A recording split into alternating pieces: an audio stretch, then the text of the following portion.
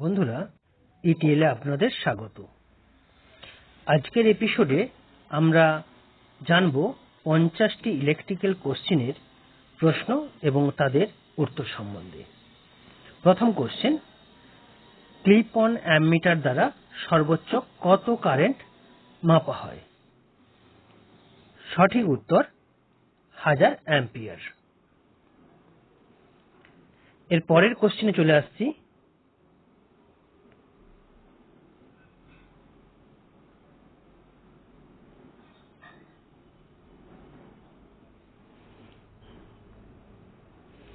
দেওয়ালের ভেতর দিয়ে কি ধরনের ওয়্যারিং করা হয়? সঠিক উত্তর কনসিল ওয়্যারিং। এর পরের কোশ্চেন,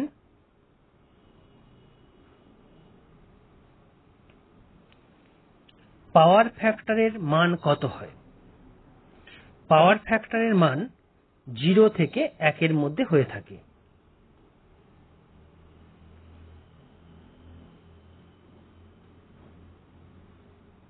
পরের কোশ্চেন, বিওটি কিসের একক? বিওটি হলো এনার্জির একক। পরের কোশ্চেনে আসছি। আরসিসিবি পুরো কথাটি কি? আরসিসিবির পুরো কথাটি হলো residual current circuit breaker.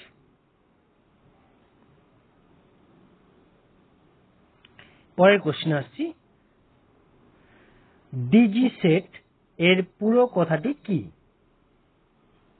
DG সেটের পুরো কথাটি হলো ডিজেল জেনারেটর সেট। নেক্সট প্রশ্ন, ইম্পিডেন্স ট্রায়াঙ্গেল গঠিত হয় ইম্পিডেন্স, রোধ বা রেজিস্ট্যান্স এবং রিয়াক্ট্যান্সের দ্বারা।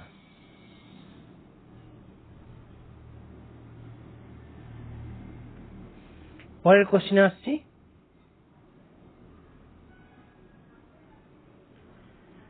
মেগার সাধারণত কত গতিতে ঘোরে বা ঘোরানো হয়? সঠিক অ্যান্সার 150 থেকে 170 আরপিএম। এখানে আরপিএম কথাটার মানে একটু বলে রাখি। সঠিক উত্তর ডি। আরপিএম কথাটির মানে হলো revolution per minute. Revolution per minute অর্থাৎ 1 মিনিটে কত পাক ঘোরে। পরের কোশ্চেনে আসছি। ইলেকট্রিক্যাল পাওয়ারের একক হলো, ইলেকট্রিক্যাল পাওয়ারের একক হচ্ছে ওয়াট। পরের কোশ্চেনে আসছি। ভারতবর্ষে ইলেকট্রিক্যাল সাপ্লাইয়ের ফ্রিকোয়েন্সি কত? ভারতবর্ষে ইলেকট্রিক্যাল সাপ্লাইয়ের ফ্রিকোয়েন্সি হলো 50 হার্জ।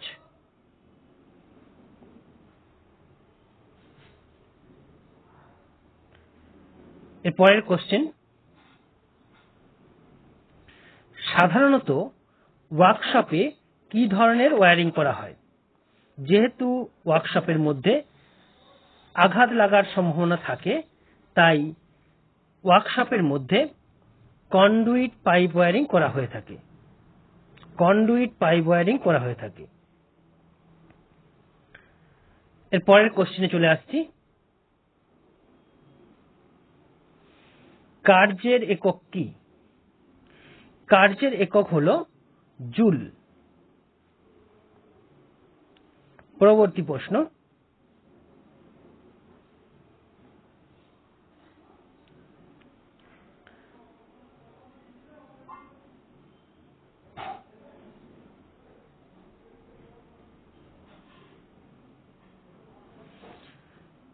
সাধারণ অ্যামমিটার দ্বারা সর্বোচ্চ কত অ্যাম্পিয়ার কারেন্ট মাপা হয়?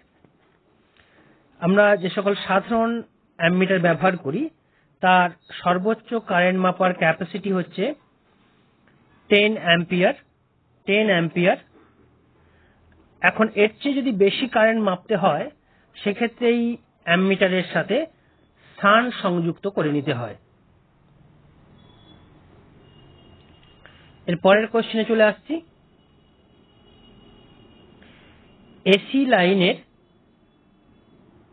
ভোল্টমিটার কিভাবে লাগানো হয়? এসি লাইনে ভোল্টমিটার লাগানো হয় সমান্তরালে বা প্যারালালে। পরবর্তী কোশ্চেন, এসি লাইনে অ্যামমিটার কিভাবে লাগানো হয়? এসি লাইনে অ্যামমিটার লাগানো হয় সিরিজে।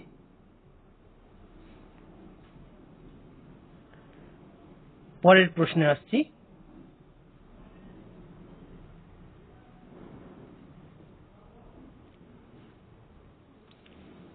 ডায়নামো কোন নীতি অনুযায়ী চলে? ডায়নামো অর্থাৎ জেনারেটর ফ্যারাডের ইলেকট্রোম্যাগনেটিক ইন্ডাকশনের সূত্র অনুযায়ী চলে।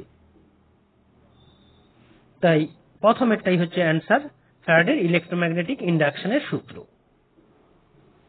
পরের প্রশ্ন, ফ্যান রেগুলেটর কিভাবে কানেকশন করা হয়? অর্থাৎ ফ্যানের সাথে রেগুলেটর কিভাবে কানেকশন করা হয়? সঠিক উত্তর, পাখার সাথে বা ফ্যানের সাথে সিরিজে। পাখার সাথে বা ফ্যানের সাথে সিরিজে লাগানো হয় পাখা বা ফ্যানের রেগুলেটর। পরবর্তী প্রশ্ন,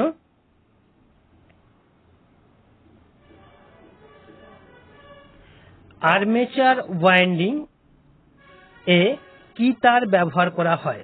অর্থাৎ আর্মেচারের ওয়াইন্ডিং করতে গেলে কি তার ব্যবহার করতে হয়? সঠিক উত্তর, super enamel insulated copper wire. Super enamel insulated copper wire. তবে এক্ষেত্রে কেবলমাত্র যে কপার ওয়্যার নয়, বর্তমান দিনে অ্যালুমিনিয়াম ওয়্যারও ব্যবহৃত হয়, অর্থাৎ সুপার এনামেল ইনসুলেটেড অ্যালুমিনিয়াম তারও ব্যবহার করা হয়। পরবর্তী প্রশ্নে আসছি। সবুজ রঙের তার দিয়ে কি বোঝানো হয়? অর্থাৎ তারের উপরের যে ইনসুলেশন সেটা যখন সবুজ রঙের হয় সেটা দিয়ে আমরা বোঝাই সেটা আর্থিং তার বা আর্থিং ওয়্যার। পরের প্রশ্ন, ম্যাগনেটিক ফ্লাক্স ডেনসিটির একক কি? ম্যাগনেটিক ফ্লাক্স ডেনসিটির একক হল টেসলা। এর পরের প্রশ্ন,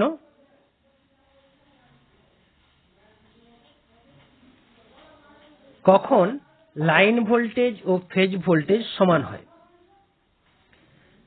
থ্রি ফেজ সাপ্লাইয়ে লাইন ভোল্টেজ এবং ফেজ ভোল্টেজ কথাটা আসে এবং সেখানে দু রকমের কানেকশন করা হয়।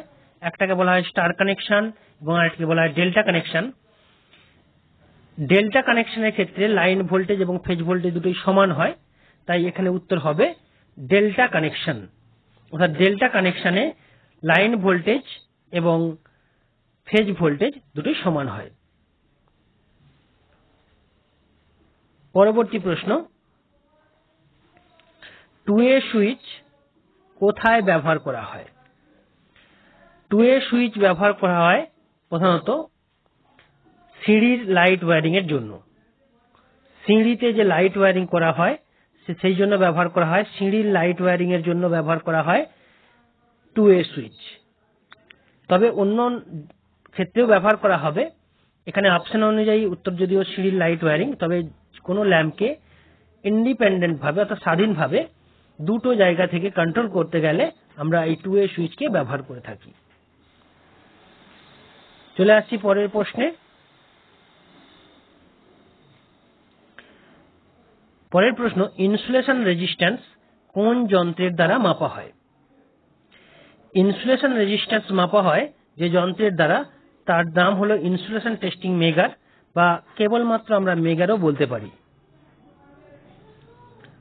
বন্ধুরা, যারা এখনো আমাদের এই চ্যানেলটি সাবস্ক্রাইব করেননি তাদেরকে অনুরোধ করব, যদি পছন্দ হয় তবে এই চ্যানেলটিকে সাবস্ক্রাইব করে রাখতে পারেন এবং আপনারা ভিডিও দেখার পর লাইক দিলে আমাদের ইন্সপিরেশন অনেক বাড়ে। তো অনুরোধ করব, দেখার পর যদি ভালো লাগে অবশ্যই একটা লাইক দেবেন। এবার চলে আসছি পরবর্তী প্রশ্নে।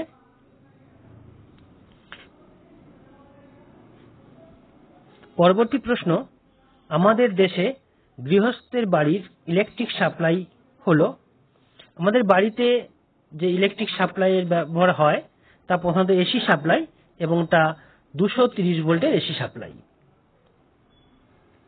চলে আসছি পরের প্রশ্নে। 1 এইচপি এর সমতুল্য কত ওয়াট?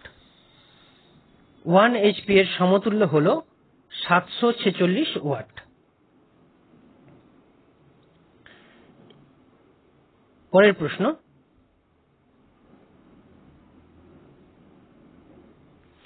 একটি 3 ফেজ মোটরের ঘূর্ণনের অভিমুখ বিপরীতমুখী করা যায় কোনটি পরিবর্তন করে? বন্ধুরা মনে রাখবেন, কোন 3 ফেজ মেশিনের বা মোটরের ঘূর্ণনের দিক পরিবর্তন করতে গেলে যে কোনো দুটি ফেজের মধ্যে ইন্টারচেঞ্জ ঘটাতে হয়, অর্থাৎ এখানে উত্তর হবে যে কোনো দুটি ফেজের মধ্যে। পরবর্তী প্রশ্ন,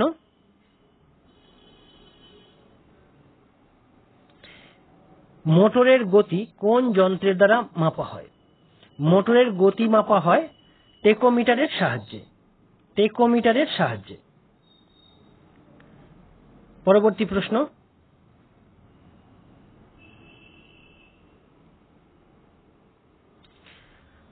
ডিওএল স্টার্টার কত এইচপি পর্যন্ত 3 ফেজ এসি মোটর স্টার্ট করতে পারে?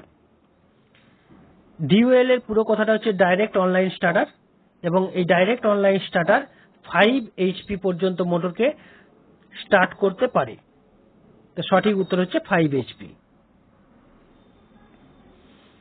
পরবর্তী প্রশ্নে আসছি।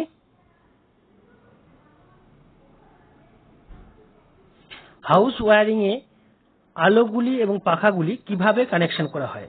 হাউস ওয়্যারিং এ যে সকল অ্যাপারেটাসগুলো আমরা ব্যবহার করি সেগুলি প্রধানত প্যারালালে আমরা কানেকশন করে থাকি। তো সঠিক উত্তর হচ্ছে প্যারালালে।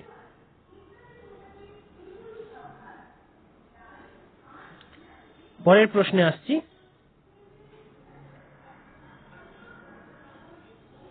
ওহম সূত্র অনুযায়ী নিচের কোন সমীকরণটি প্রযোজ্য?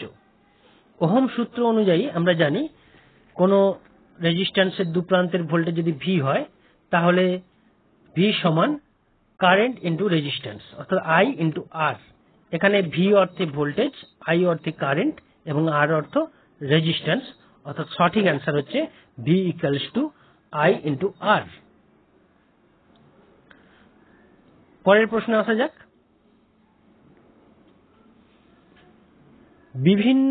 তিনটি বিভিন্ন মানের রোধকে কিভাবে সংযুক্ত করলে প্রত্যেকের বিরুদ্ধে সমান ভোল্টেজ থাকবে? বন্ধুরা, একমাত্র সমান্তরাল সমবায়ে সংযুক্ত করলেই প্রত্যেকটি রেজিস্ট্যান্সে বা প্রত্যেকটি লোডের দু প্রান্তে সমান ভোল্টেজ থাকে। তো যেহেতু এখানে তিনটি বিভিন্ন মানের রোধকে কিভাবে সংযুক্ত করলে প্রত্যেকের বিরুদ্ধে সমান ভোল্টেজ থাকবে এই কথাটা বলা হয়েছে, সমান ভোল্টেজ, তো তাহলে সঠিক অ্যান্সার হবে অবশ্যই সমান্তরালে। পরের প্রশ্নে আসছি। খুব ইম্পর্টেন্ট প্রশ্ন, অনেক জায়গাতেই এটা ব্যবহার কোশ্চেন আকারে আসে। পিভিসি পুরো কথাটি কি? পিভিসির পুরো কথাটি হচ্ছে পলিভিনাইল ক্লোরাইড। Polyvinyl chloride. পরের প্রশ্নে আসা যাক। হিটারে হিটিং বস্তু হিসাবে কি পদার্থ ব্যবহার করা হয়? হিটারে হিটিং বস্তু হিসাবে নাইক্রোম ব্যবহার করা হয়। নাইক্রোম, নিকেল এবং ক্রোমিয়ামের সংকর ধাতু নাইক্রোম। পরের প্রশ্নে আসা যাক। ভালো পরিবাহী ধাতু। এখন ভালো পরিবাহী ধাতু বলতে যেখানে যেগুলো দেওয়া আছে তাদের মধ্যে সবচেয়ে ভালো, তো সেটা এখানে আছে রূপা, অভ্র, কাঠ, পোর্সেলিন। তো অবভিয়াসলি এখানে অ্যান্সার আসবে রূপা।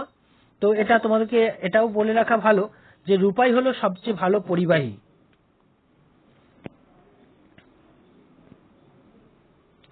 পরের প্রশ্নে আসছি, বাড়িতে সুইচ বোর্ড কত উচ্চতায় লাগানো হয়? এই উচ্চতাটা, এই যে বলা হয়েছে এখানে কত উচ্চতায় লাগানো হয়, এই ধরো এটা একটা বাড়ি, তো তার এটা যদি গ্রাউন্ড লেভেল হয়, তো এই যে সুইচ বোর্ড থাকবে সেই সুইচ বোর্ডটা কত হাইটে থাকবে এটা জিজ্ঞেস করা হয়েছে এখানে, এটা জিজ্ঞেস করা হয়েছে। তো অবভিয়াসলি এটার অ্যান্সার হবে 1.5 মিটার, 1.5 মিটার, যেটা কাছাকাছি 5 ফুটের সমান, প্রায় 1.5 মিটার অ্যান্সার। আচ্ছা, এই প্রসঙ্গে আরেকটা কথা বলে রাখি, এখানে বলা হয়েছিল সুইচ বোর্ডের উচ্চতা কত উচ্চতায় লাগানো হয়। যদি কোশ্চেনটা সুইচ বোর্ড না দিয়ে জাংশন বক্স বলা হতো, বা জেবি বা জাংশন বক্স, সেই জাংশন বক্স মেঝে থেকে অর্থাৎ গ্রাউন্ড লেভেল থেকে 2.5 মিটার উচ্চতায় লাগানো হয়, তাহলে সেক্ষেত্রে অ্যান্সার হতো 2.5 মিটার। যেহেতু এখানে বলা হয়েছে সুইচ বোর্ড, তাহলে অ্যান্সার হবে 1.5 মিটার। ওকে, আমরা পরের প্রশ্নে চলে আসছি। ডিসি মেশিনের আর্মেচার কোর ল্যামিনেটেড করা হয় কোনটি কম করতে? অ্যাকচুয়ালি ডিসি মেশিনের আর্মেচারটা পাতলা পাতলা পাত দিয়ে তৈরি করা হয় এবং সেটাকে ল্যামিনেটেড পাত বলা হয়। এই ল্যামিনেটেড করার মূল কারণ হচ্ছে এডি কারেন্ট লস কমানোর জন্য। এটা এক প্রকারের, এই এডি কারেন্ট লস কমানোর জন্য এটা হবে সঠিক অ্যান্সার, এডি কারেন্ট লস। তো এই এডি কারেন্ট লস কিন্তু অবশ্যই এক প্রকারের iron loss, iron loss.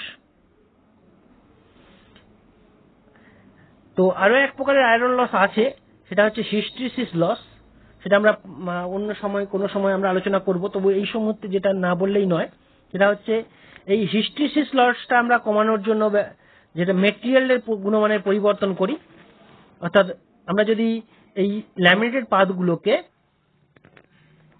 Silicon স্টিলের করে থাকি বা cold roll grain oriented silicon steel, সংক্ষেপে বলা হয় CRGO সিলিকন স্টিল, এই CRGO সিলিকন স্টিলের যদি তৈরি করা হয় এই ল্যামিনেটেড পাতগুলোকে, তাহলে হিস্টেরিসিস লস কম করা যায়।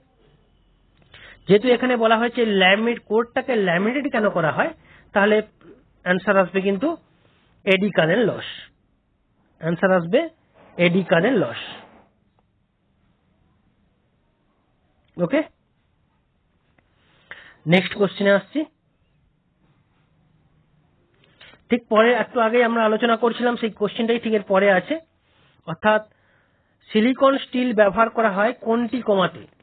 একটু আগেই বললাম যে cold roll grain oriented silicon steel দিয়ে যদি ল্যামিনেট পাতগুলো তৈরি করা হয় তাতে হিস্টেরিসিস লস কম হয়।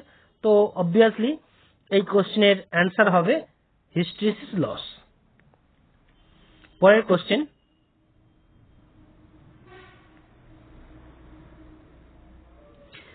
কমিউটেটরে মধ্যবর্তী স্থানে অন্তরক হিসাবে কোন পদার্থটি ব্যবহার করা হয়?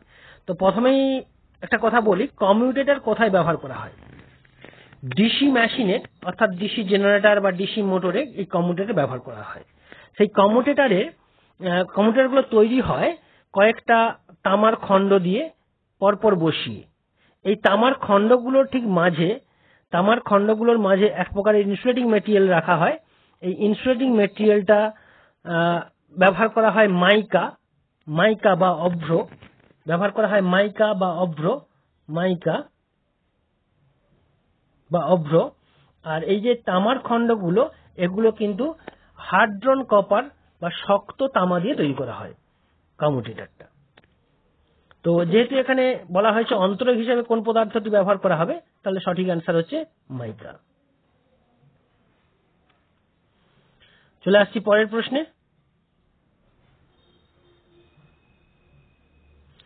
টিউবলাইট সার্কিটে স্টার্টারের সঙ্গে সমান্তরালে ক্যাপাসিটর ব্যবহারের উদ্দেশ্য কি? এইরকম ধরনের প্রশ্ন টিউবলাইটের সঙ্গে ক্যাপাসিটর রিলেটেড প্রশ্নে একটু সাবধানতা নেওয়া ভালো। তার কারণ হচ্ছে ক্যাপাসিটরের মধ্যে 3 রকম প্লেসে ক্যাপাসিটরটা ব্যবহার করা হয়। এখানে যেটা নোট করতে হবে সেটা হচ্ছে টিউবলাইট সার্কিটের স্টার্টারের সঙ্গে সমান্তরাল, এই ভাষাটা একটু নোট করতে হবে। তো এখানে যে ক্যাপাসিটর আমরা যে স্টার্টারটা ব্যবহার করি সেই এটা যদি তার স্টার্টার হয় তার সঙ্গে প্যারালালে একটা ক্যাপাসিটর ব্যবহার করা হয়। এই ক্যাপাসিটরটা ব্যবহার করার কারণ কি এটা জানতে চাওয়া হয়েছে। তো এটা অ্যাকচুয়াল কারণ হলো রেডিও ইন্টারফারেন্স দূর করার জন্য। রেডিও ইন্টারফারেন্স দূর করার জন্য এটাকে ব্যবহার করা হয়। পরের প্রশ্নে আসছি।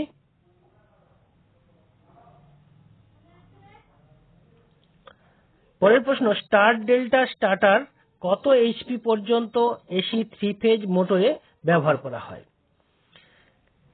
আমরা এর আগে ডিউয়েল স্টার্টারটা সম্বন্ধে জেনেছিলাম যে সেটা 5 এইচপি পর্যন্ত।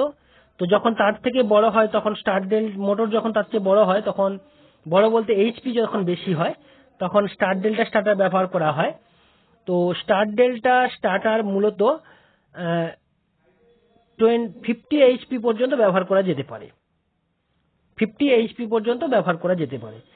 আর 50 এইচপি যখন অ্যাবাভ যায় তখন আমরা অটো ট্রান্সফরমার স্টার্টার ব্যবহার করতে পরামর্শ করি। তাহলে সঠিক অ্যান্সার হলো 50 এইচপি। এর পরের প্রশ্ন,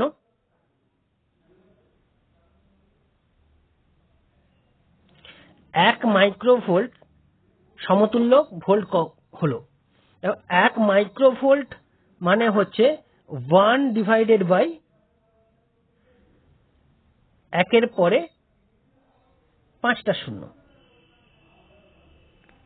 অর্থাৎ এর মানেই হচ্ছে 10 টু দি পাওয়ার -6, সরি 1 পরে 6টা শূন্য, 5টা নয় 6টা শূন্য, এটা মানে হচ্ছে 10 টু দি পাওয়ার -6। তো এটাকে যদি আমরা দশমিকে প্রকাশ করি তাহলে অবশ্যই 0.5টা শূন্য হবে প্রথমে,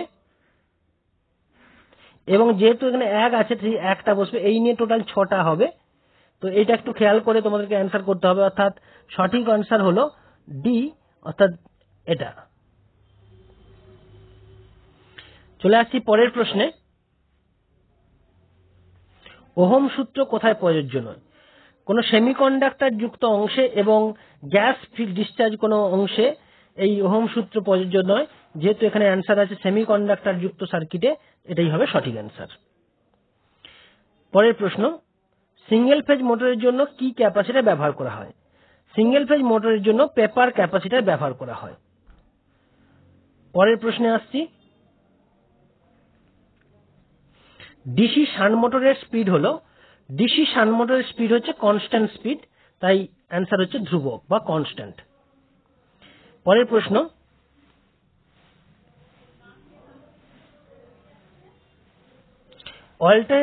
অল্টারনেটরের রেটিং কিসে হয়? অল্টারনেটরের রেটিং হয়, অল্টারনেটর এবং ট্রান্সফরমারের রেটিং সবসময় কেভিএ তে বা ভিএ তে হয়ে থাকে। তো সঠিক অ্যান্সার হচ্ছে কেভিএ। পরের প্রশ্ন,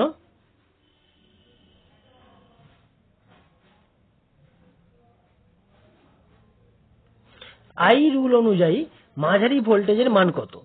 আই কথার অর্থ হচ্ছে ইন্ডিয়ান ইলেকট্রিসিটি রুল।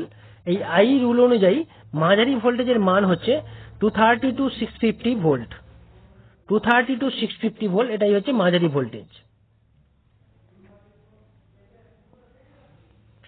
পরের কোশ্চেন, নিম্নের পদার্থগুলির মধ্যে কোনটি ঋণাত্মক তাপীয় গুণাঙ্ক? ঋণাত্মক তাপীয় গুণাঙ্ক সাধারণত আমরা দেখে থাকি সেমিকন্ডাক্টর মেটেরিয়াল গুলো হয়, যার মধ্যে পড়ে কার্বন।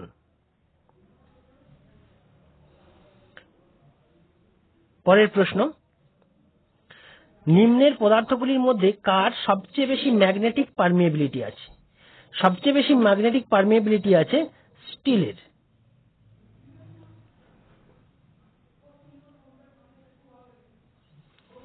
রোলিং মিল এবং হেভি মেশিনে কোন মোটরটি ব্যবহার করা হয়? রোলিং মিল এবং হেভি মেশিনে সাধারণত ডিসি সিরিজ মোটর ব্যবহার করা হবে।